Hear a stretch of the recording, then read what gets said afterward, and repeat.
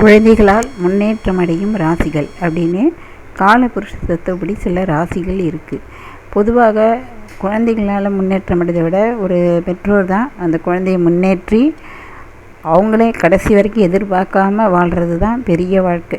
அதுதான் ஒரு மனுஷனுக்கு சந்தோஷமான வாழ்க்கை.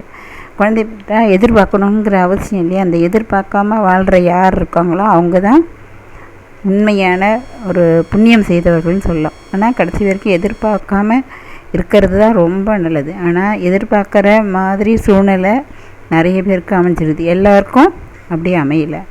அந்த மாதிரி குழந்தைகளை சரி பாதி தான் கஷ்டப்பட்டோம்னா குழந்தைங்களால் முன்னேற்றம் அடையலாம் அப்படின்னு சில பேருக்கு கஷ்டப்பட்டு படிக்க வச்சுப்பாங்க.